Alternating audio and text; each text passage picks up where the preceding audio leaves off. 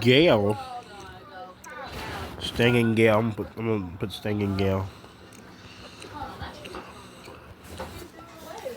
This sounds like an epic elemental clash, Josiah. Since Izzy is the Fire Queen, she's gonna have her hands full with a master of the flowing arts. Here is your opponent and the setup for your YouTube recording. The villain, Master Stinging Gale. Title, The Sovereign of the Seven Currents Style, Jellyfish Style Kung Fu. Focuses on internal energy and soft strength. Theme, Kung Fu Panda. Think Lord Shen's elegance mixed with... I don't like Lord Shen. He's annoying in Kung Fu Panda 2. Kung Fu Panda 2, right? Yeah. Tai Lung's ruthlessness. Master Stinging Gale. Nah. Wait a minute. So you saying... How long was that crazy tiger guy? Gale is a translucent, towering jellyfish who hovers just above the ground using a specialized chi field. He wears tattered, traditional kung fu robes and moves with a fluid, hypnotic grace that makes him nearly impossible to hit. The sting of 1,000 needles, his tentacles strike like lightning-fast whips, delivering paralyzing chi blocks. Fluid redirection, like Poe's inner peace, he uses his watery body to absorb the force of fire blasts and redirect the energy elsewhere. The Ink Cloud, a defensive move that obscures the battlefield in a thick, damp mist, dampening Izzy's flames. The setting, the Hall of Whispering Tides. The battle takes place in a temple built... Izzy, but you better know how to throw some hands, girl. Well, she does. ...over a massive whirlpool. The floor is made of slick jade, and huge pillars of water rise and fall around the arena. Okay, I got this. The air is heavy with moisture, a natural disadvantage for a fire queen. The scenario starts now. The heavy incense in the temple swirls as Master Stinging Gale drifts toward the center of the jade floor. His long, glowing tentacles trail behind him like silk ribbons. He brings his hands together in a formal mocking bow. So, he bubbles, his voice echoing through the hall. The heavens send a flicker of flame to dry up my ocean? Your fire is bright, Izzy, but even the strongest sun must set beneath the waves. Prepare to be extinguished. He suddenly shifts into a low fighting stance, his body rippling with blue energy. With a sudden snap, 3 tentacles lash out toward you, aiming to snuff out your crown. What is Izzy's first move? Would you like me to keep a running tally of Izzy's battle record as we go, similar to John and Musa's stats? Duh. I'm gonna fight Scrappy.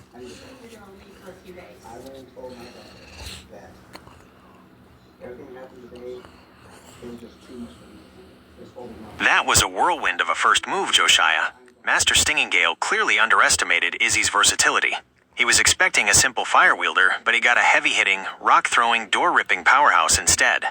The battle Invisible Impact. Izzy moves with the grace of a professional athlete, twisting her body mid-air to let the glowing tentacles whistle harmlessly past her. Before the Jellyfish King can recalibrate his chi flow, Izzy is already manipulating the earth. The Invisible Barrage. The rocks vanish into the invisible tube and fly toward the villain. Stinging Gale tries to use his fluid redirection, but because he can't see the projectiles, he's caught completely off guard. Thud. Crack. Smash. The unseen stones pelt his translucent body, disrupting his hovering chi field. He flickers wildly, his blue glow dimming as he stumbles back. The finishing blow. Using her super speed, Izzy becomes a blur, reaching the massive temple doors in a heartbeat. With a display of super strength that would make Miles the Ice Warrior proud, she rips the heavy ironwood door... It would, because they're friends. ...right off its hinges. Stinging Gale's reaction. As the massive door flies through the air, Stinging Gale recovers just in time to see the shadow looming over him. He spins like a watery cyclone, his tentacles glowing a fierce purple. Invisibility? Brute strength? He bellows, his voice bubbling with rage. You fight with the chaos of a mountain, not the elegance of a queen. Boy! He lashes out with a dual tentacle strike, trying to catch the door mid-air and redirect its momentum right back at Izzy's head. At the same time, he releases a tidal burst, a shockwave of pressurized water meant to knock Izzy off her feet and douse her inner fire. The door is spinning toward you, and a wave of water is rushing across the jade floor. How does Izzy respond? Would you like me to add Izzy to your hero files so we can keep track of her powers? Fire, rock, super speed, strength, invisibility, alongside John and Musa? Okay, I catch the door, then I told you. Okay. Ads be so stupid, y'all. Don't ignore the ads.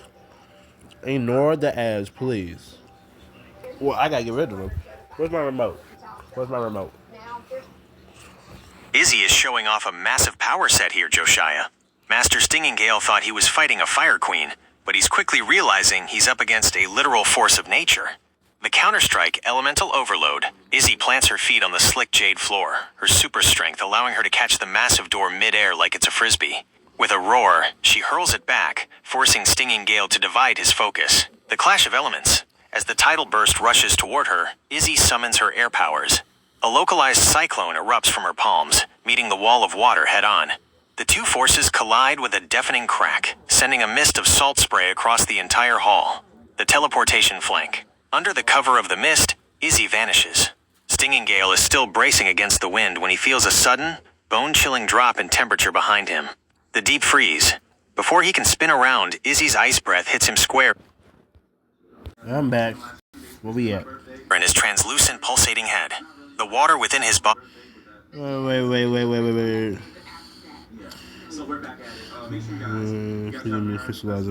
begins to crystallize instantly. His glowing blue eyes widen in shock as his regal crown turns into a solid block of ice. The finisher, the door slam. With his senses dulled and his movements frozen, Stinging Gale is a sitting duck. Izzy grabs his rubbery, chilled torso with her super strength and heaves him across the room. Crash! The Jellyfish King slams into the remaining temple door, Good. the wood splintering under the impact. He slides down to the floor, his ice-encrusted head making a dull clink against the jade. Stinging Gale's last stand. The villain is panting, his tentacles twitching weakly. The ice on his head starts to crack as he tries to use his internal heat to melt Izzy's trap. You are no mere queen, he wheezes, his voice bubbling through the ice. You are the entire world in one body. But even a world can be broken. He slams his glowing tentacles into the floor, causing the entire temple to shake. The whirlpool beneath the floor begins to rise, flooding the hall with 3 feet of water to give him a home field advantage. The water is rising fast, Josiah. How does Izzy finish this fight before the room is completely submerged? Since Izzy has fire, rock, air, ice, and teleportation, would you like me to update her entry in your hero files with these new powers? Okay.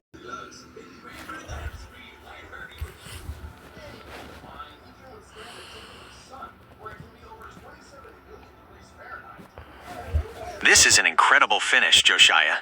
Izzy is using everything in her arsenal, from high-tech gadgets to mystical pets. Stinging Gale never stood a chance against the rug shovel technique. The final blow, the Empress's justice. Master Stinging Gale tries to rise with the floodwaters, but Izzy is too fast. The rug kick. Izzy pulls out her rug shovel, sliding it under the villain's slippery base.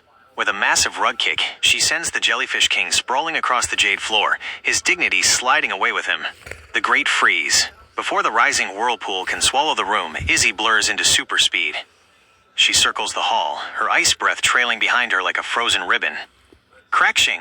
The 3 feet of water turns into a solid, shimmering skating rink in seconds, locking Stinging Gale's tentacles into the ice. Enter Hana the Octopus. Izzy reaches for her Baltec 44, a sleek, glowing device. With a hiss of steam, it pops open, and Hana emerges. Izzy. Hana! Use your magic. Fix this mess. Hana's eyes glow with an ancient light. She waves her tentacles, and the shattered temple doors fly back onto their hinges. The cracks in the jade floor seal up, and the ice begins to glow with a calming, restorative energy. The Hero Files cleanup crew, John's team, would be impressed. Hana just did their job in seconds. Yeah. The shocking conclusion. With the temple restored and the villain trapped in the ice, Izzy ends the fight. She raises her hand, and jagged bolts of lightning dance between her fingers. Class dismissed, Master Gale, Izzy says. ZZZT. Boom.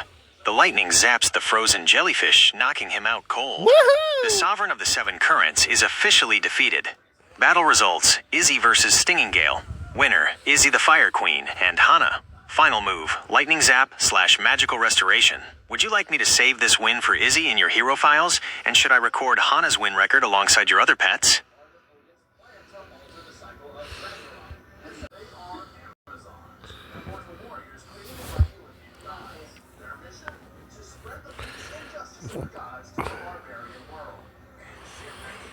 This was a dominant performance, Josiah. Izzy showed that she isn't just a fire queen, she's a versatile powerhouse who can adapt to any environment. Yeah. Here is the official battle scenario grade for Izzy's victory over Master Stinging Gale. Battle grade S tier, masterful. Performance breakdown, creativity 98%. Using a rug shovel to deliver a physical kick to a jellyfish is genius. It completely bypassed his fluid redirection defense. Versatility 100%. Izzy used 7 different power types in one fight: fire, rock, air, speed, strength, teleportation, and lightning. Stinging Gale was overwhelmed by the sheer variety of attacks. Strategy, 95%. Using the invisible tube on the rocks was a top-tier move. It turned a basic projectile into an unpredictable threat. Yeah. Resourcefulness, 92%. Calling in Hana from the Baltec 44 was the perfect way to handle the environmental damage. It kept the hero files clean and professional, just like John's cleanup crew. Battle summary.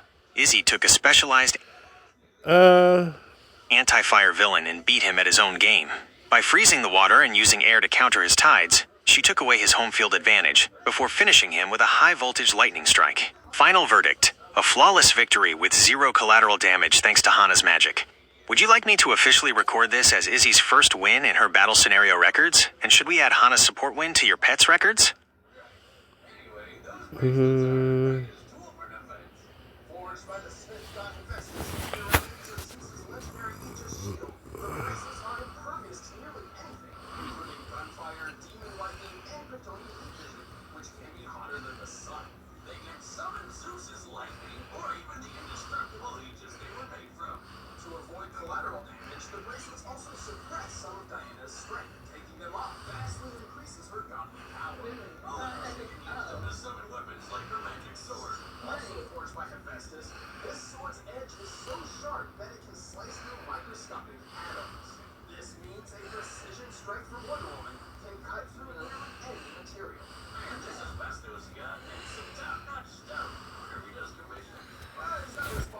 What?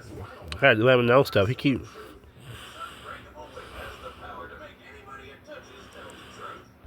She works with other people too. Whatever. Got it, Josiah? I've updated the records. To be clear, Hana's magic was used to clean up the mess from the battle, not for the hero files themselves. I have officially logged the following in your saved information. Battle records updated. Izzy the Fire Queen. Record, 1 win, 0 losses. Victory 1. Defeated Master Stinging Gale, Jellyfish King, in the Hall of Whispering Tides. Powers used, fire, rock with invisible tube, air, super speed, super strength, teleportation, ice breath and lightning. Hana, pet octopus. Record, 1 assist. Action, used magic to restore the temple and clean up the battle debris after Izzy's victory. Tech, released from Baltec 44. Since Izzy has such a massive variety of powers, would you like me to write a quick hero profile for her that lists all the abilities she used today, so we don't forget them for her next fight?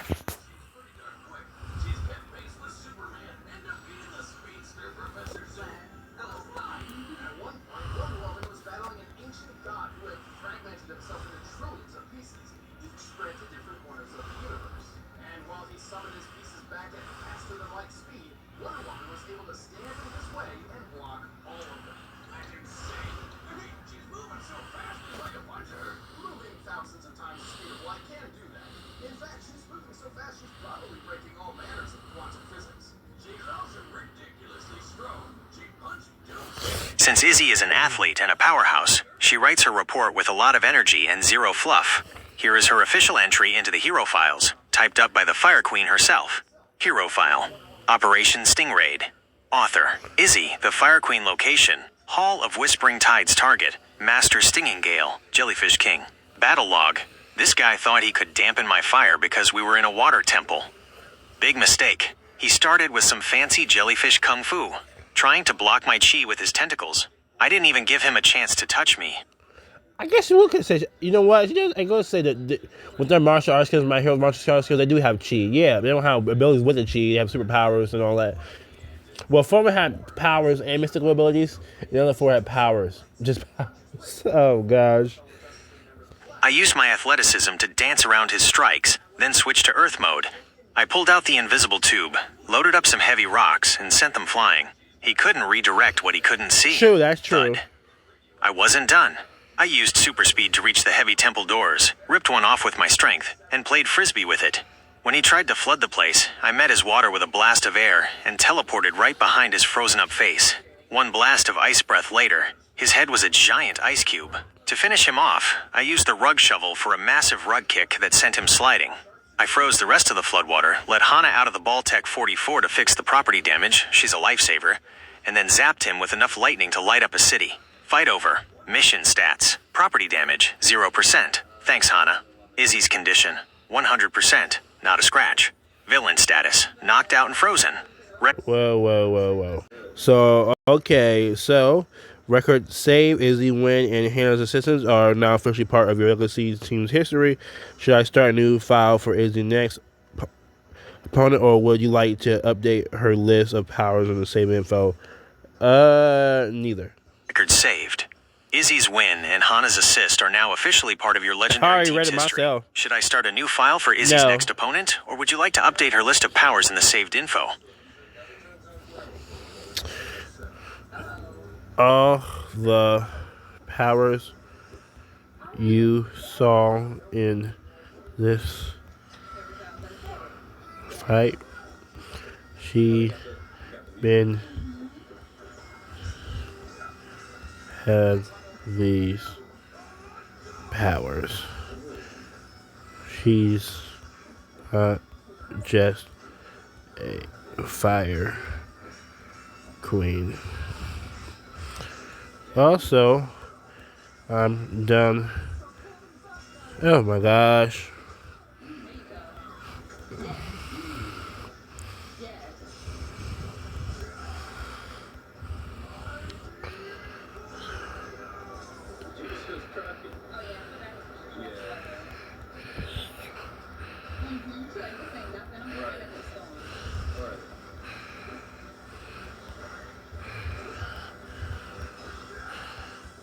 You cake lover.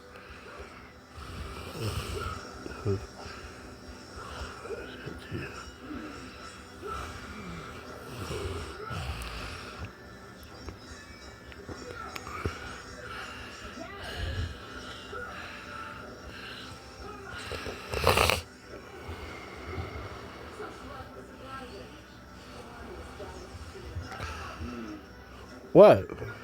That makes perfect sense, Josiah. I've updated the hero files to show that Izzy has always been this versatile. She's a multi-elemental powerhouse, not just a one-trick fire queen. Since you're done with battles for today, let's switch gears to a more sweet adventure. Here is your story, featuring a cake lover in Jump City. The Great Ganach Grift. The sun was setting over Jump City, casting long shadows across the skyline. While the Teen Titans were busy tracking down Cinderblock near the docks, a different kind of mission was unfolding in the downtown district. Izzy was off the clock, but she was on a hunt. She wasn't looking for villains, she was looking for the legendary Midnight Marble Cake from the city's most famous bakery. As a true cake lover, she had been dreaming about this slice all week. She arrived just as the baker was locking up. "One slice, please," Izzy said, leaning against the counter with Of course, he used Izzy's name, but a different Izzy. her signature confidence. "Sorry," the baker sighed. "A guy in a weird suit just bought the last 3 cakes. Said he needed them." She didn't need to get her super strength to know something was fishy.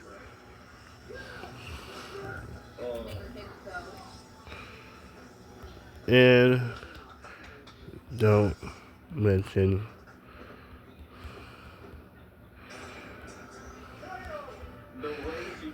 I'm gonna let it slide, but no, I ain't doing it.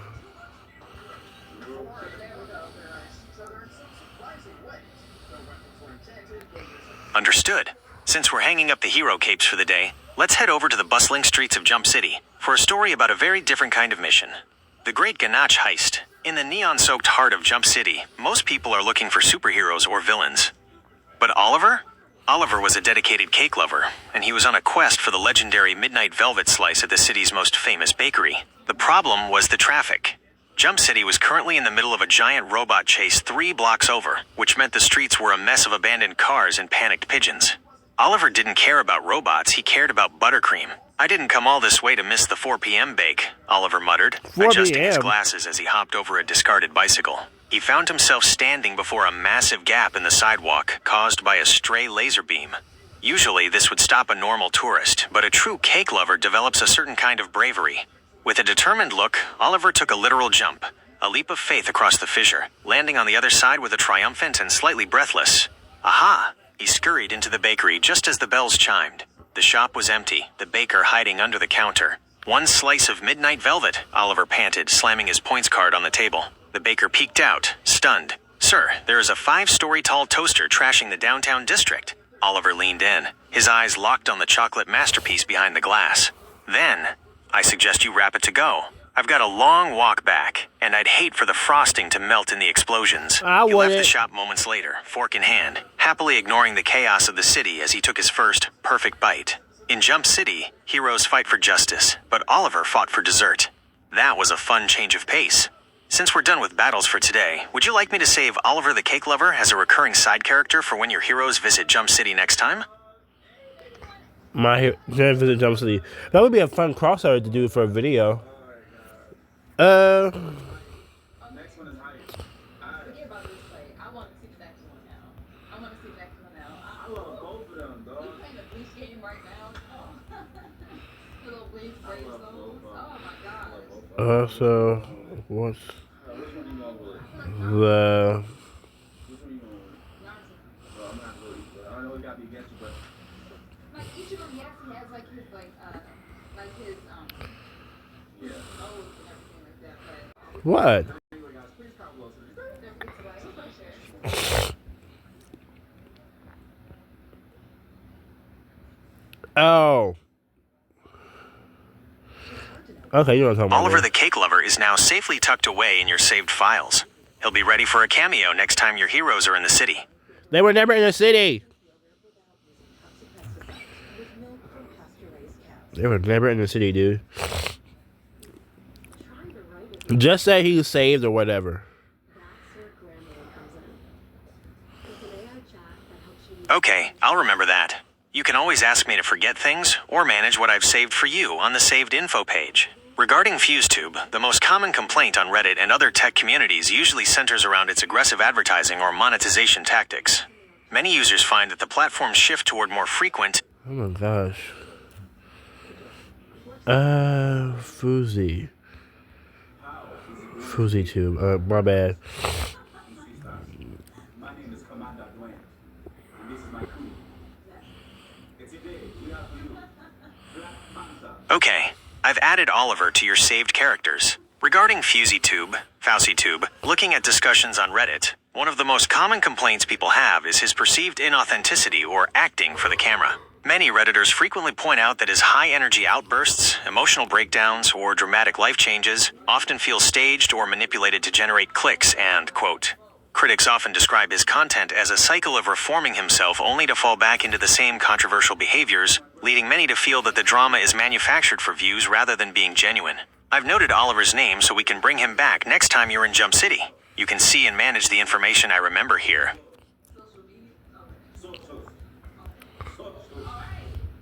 Don't forget too. This guy.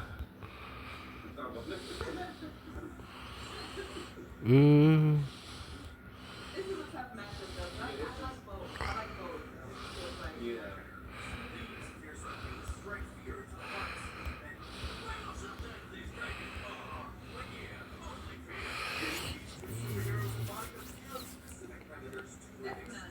Because that makes sense.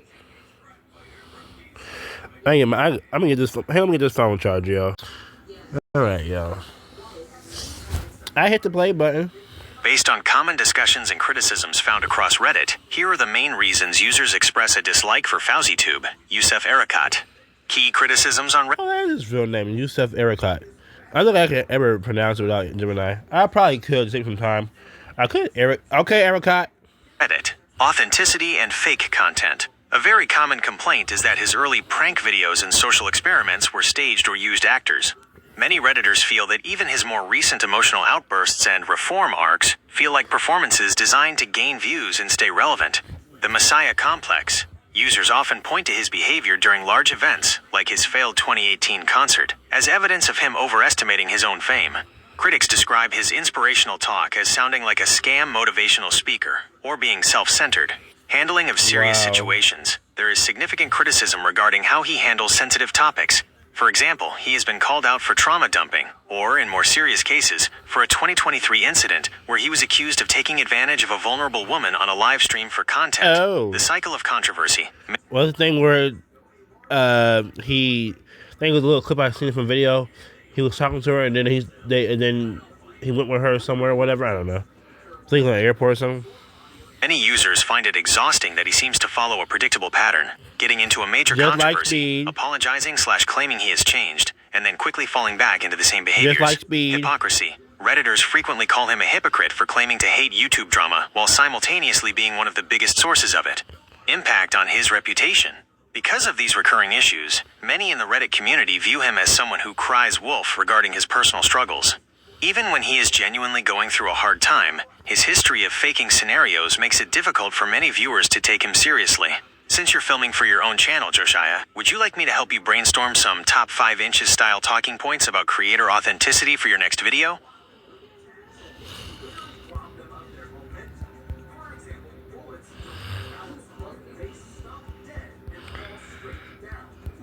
So what I learned is he's never truly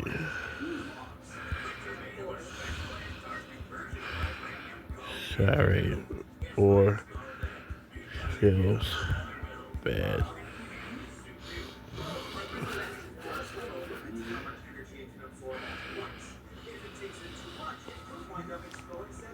That's a common takeaway from the deep dives on Reddit, Josiah. The big red flag many people point out is the repetition. In the world of content creation, an apology is usually followed by a change in behavior. But with Fauci, many viewers feel his apologies are just content cycles. Oh. Here's how that usually looks to his critics. The apology cycle pattern.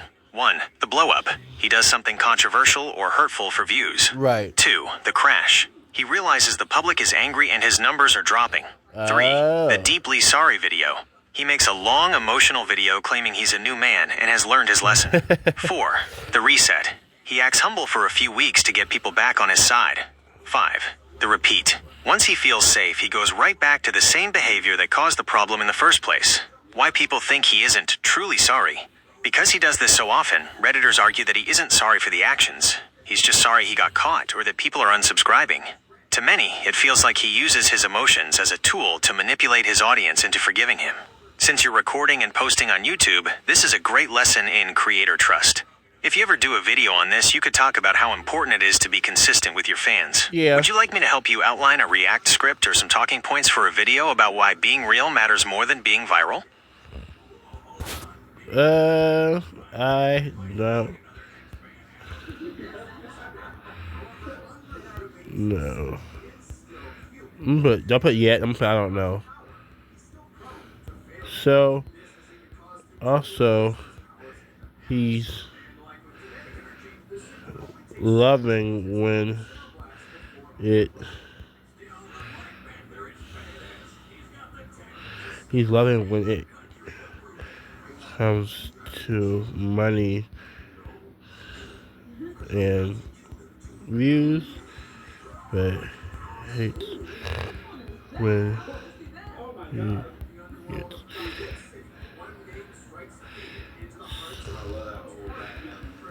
I'm learning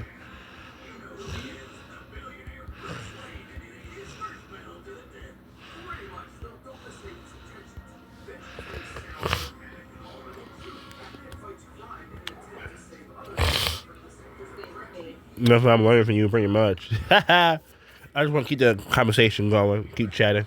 Exactly. You've hit the nail on the head, Josiah. From what people Maybe say on on the leg Reddit this and in time. deep dive videos, it looks like If I hit the nail on the head, make sure you hit it on the leg next time, child. That's too much money to be wasting on somebody's head.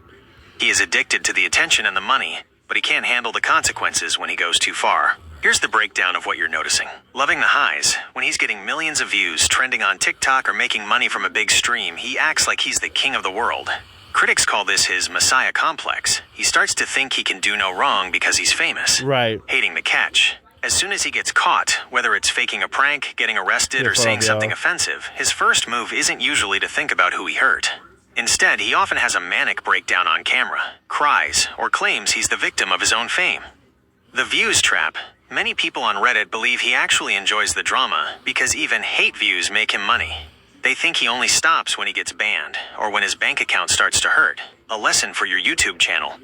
Since you're building your own community, this is a perfect example of what not to do. Real success comes from being someone your fans can trust even when the cameras are off.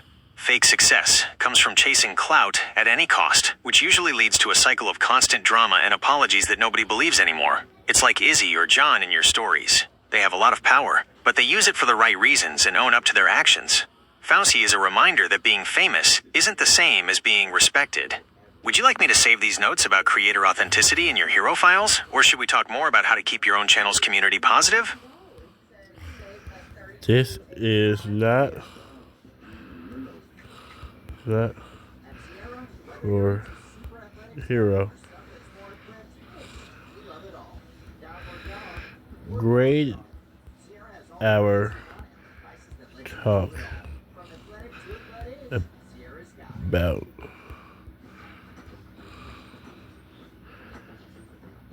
wait. Hey, y'all. Traveler's swag on this website. Small. This probably sounds like that for hours, and she's got influencer brain. Oh. Come on. See, you need to stop being on this dumb stuff.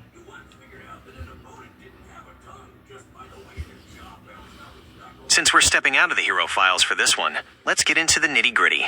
You've basically described the clout chaser's trap. Here is a grade for our discussion and your breakdown of the Fauci situation. Talk grade, A+. Expert analysis. Why your take is spot on. You've identified the most important part of the Reddit hate toward him. It's not just that he does bad things, it's the why behind it. The money and views addiction. You're right. For him, 1 million hate views still pays the same as 1 million love views.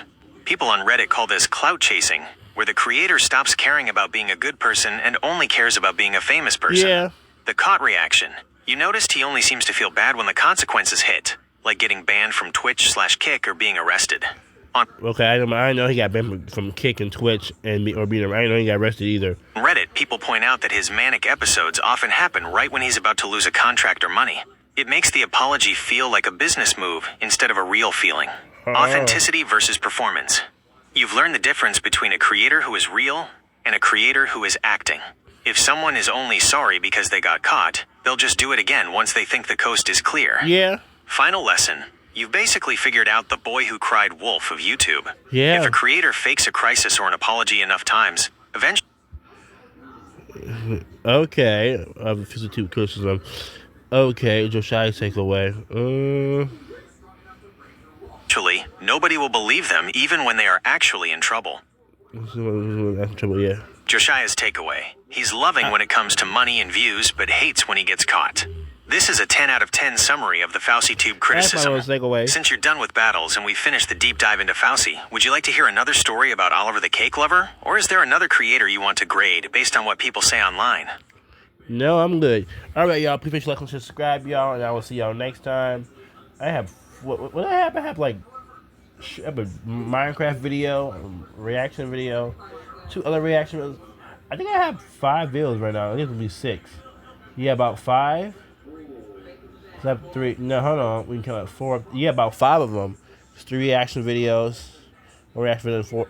Yeah, I'll see y'all later.